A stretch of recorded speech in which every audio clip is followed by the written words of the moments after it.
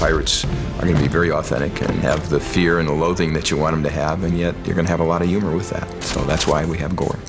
When you make a movie like this, you quite often get up in the morning and go to set and you feel like you're 9 years old. Back, you know, in the movies that sort of influenced you when you were a child.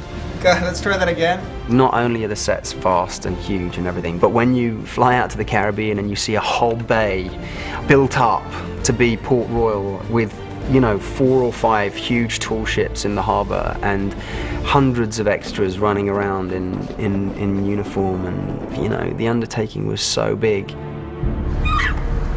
When I first heard of the film, I was given a call and I thought, Pirates of the Caribbean, are we going real? Are we going like Disneyland? So we got the script, and then we realized that it was going to be as real a film as possible.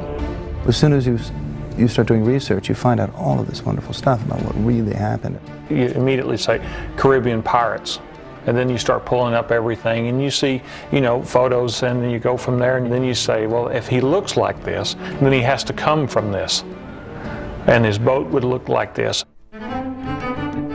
Now this thing will jump back at least 3 feet. My function is to integrate historical reality with movie reality. My area of expertise is primarily 1500 to 1900 general historical information regarding dress and custom, and then a specific expertise in military history as well.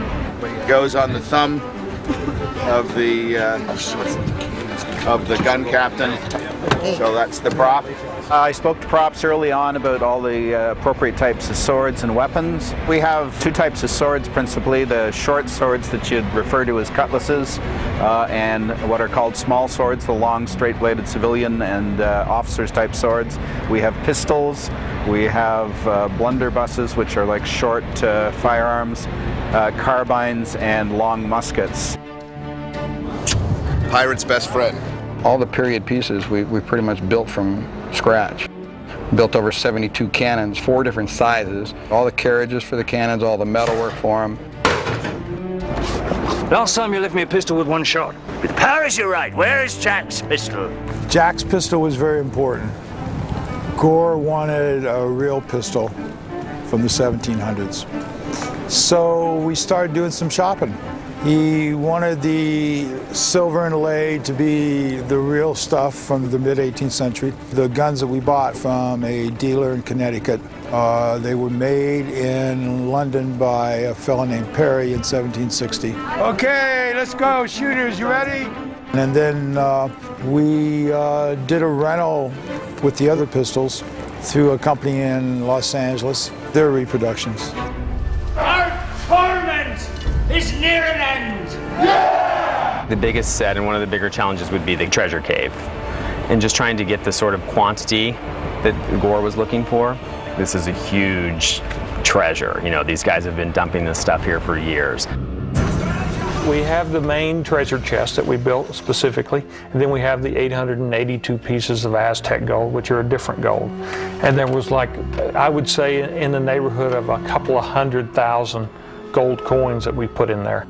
We probably had, I can't even think of how many cubic feet of rock that we actually painted to look like gold nuggets, as well as probably hundreds of yards of pearls and a mass of just sort of odd objects, things that would just be looted by the pirates. It just kept building and kept building, and you know, at that point you're going, oh, is it too far? Is it far enough? You know, because Gore's very specific on his look. His words were, the pirates aren't art collectors, they were just after the money. So I just went and just scoured all the prop houses and made huge deals with them to say, we want this, you know, this much stuff. That's great, man, nice.